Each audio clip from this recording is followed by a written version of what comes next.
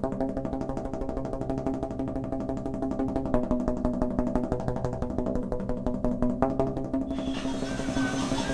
sordos are distant airs of the African tom-toms that were played at pagan ceremonies.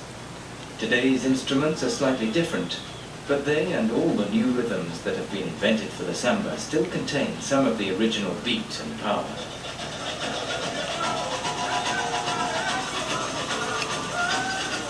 The carnival sambas no longer celebrate fertility, but this massive gathering binds people in a shared sense of community, exhilaration and vitality that helps them forget their problems and get through the hardships of the year to come.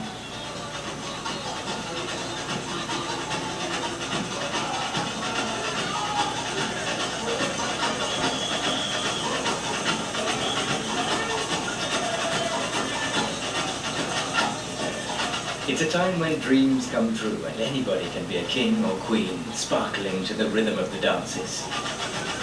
Dancing the samba involves dozens of different steps and figures which rekindle the African spirits.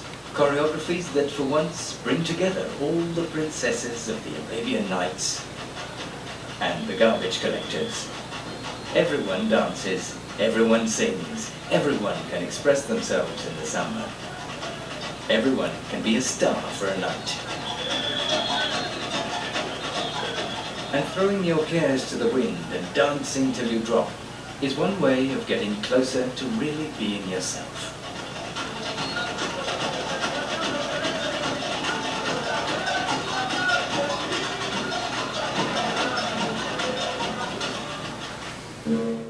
Is really kind of coming out of desperation in some ways. The most impoverished ghettos of Rio, where people get together as a community to get over their troubles and to focus on joy rather than what they don't have.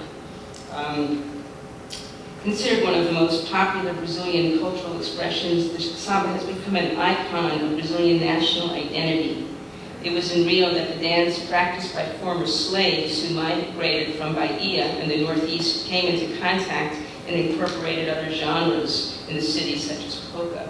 It's interesting, as the samba consolidated as an urban and modern expression, it got to be played on radio stations, initially viewed with prejudice and discriminated against because of its black roots, the samba, because of its hypnotic rhythms and melodic intonations, as well as its playful lyrics, eventually conquered the white middle class as well.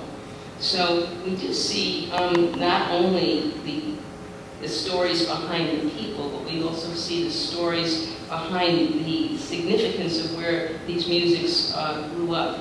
Scott Joplin, some people think, mainly began playing his rags in houses of prostitution. And we're going to turn now to tango, which had similar origins but in Argentina. And I'm just going to read you something that I think is really kind of funny, and I don't know if it's true, but it's wonderful. Tango, as you know, is a dance, and it's a dance of seduction. It's one of the first partner dances. Most dances prior to that time were circular. Tango started around 1900, and some say the story of tango is that it started with the gauchos of Argentina.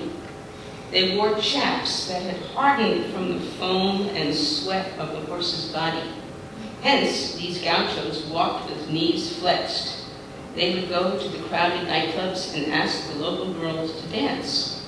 Since the gaucho hadn't showered, the lady would dance in the crook of the man's right arm, holding her head down. Her right hand was held low on his left hip, close to his pocket, looking for a payment for dancing with him. The man danced in a curving fashion because the floor was small with round tables, so he danced around and in between them. And this music also began as dance music, where there were improvising musicians following dancers, just maybe 5 or 6 of them. The first generation of tango musicians were improvising to dancers on the flute, violin, guitar, and clarinet. The bandoneon, which you're going to be hearing and seeing in a moment or two, became popular after 1900. And it looks like an accordion. It's called a squeeze box, and it comes from Germany. And the irony of this all is that many of the bandoneons were used in churches for religious music because the churches couldn't afford organs. So then it gets to Argentina and ends up in a red light district as one of the central instruments to this genre called tango. ¿Te gusta tocar?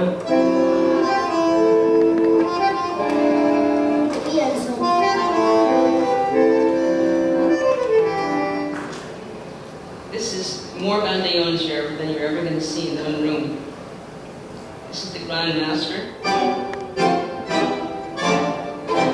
Este trabajo tan intenso de los muchachos de la escuela, de gimnasio, el coordinador, el entusiasmo, incluso yo en todo esto, no solo significa que la orquesta esté viva, sino que yo estoy vivo, porque el haber pasado tantos años no significa a veces que uno esté vivo, ya está quieto y se no hace más nada, pero yo estoy vivo porque haciendo cosas, y sobre todo que estoy a lo mejor dando un aporte para que el tango continúe con la fuerza que tiene que tener nuestra música.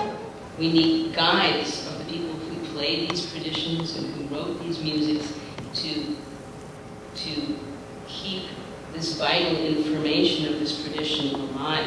And this was so magical about this movie, the tango story, that an entire conservatory was created and got people who were in their 90s out of the woodwork to say, please, we need you, tell us how this music should be played.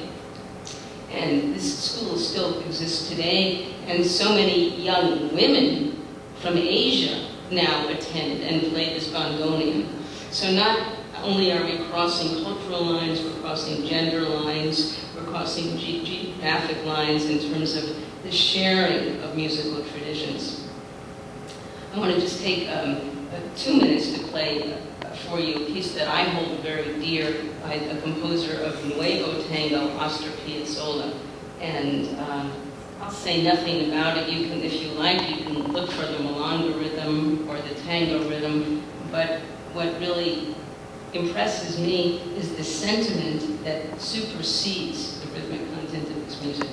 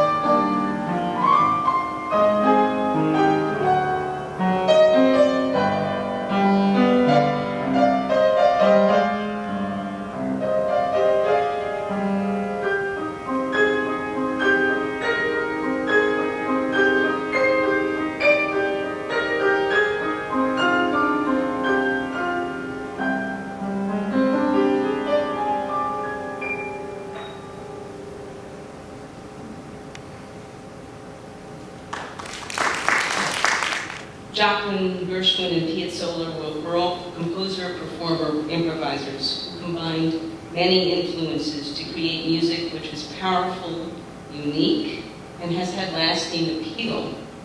Ragtime, tango, and samba are believed to have origins in red light districts. Ironically, as these musics evolved over time, they became appreciated by the middle class as well as those all around the world. While they originated as non-notated traditional dance music, they evolved into notated music, which then became more and more sophisticated. Various composers have turned to these rhythms and sounds and have incorporated them into their own concert works. Learning rhythms of other cultures is very much like learning a language. We need to hear them, imitate them, and see how they're phrased and put together. It's not something that's necessarily easy, but as your ear gets trained and you follow the basic rhythms, the magic begins to reveal itself, and you'll be on your very own journey of appreciating the magic behind fascinating rhythms.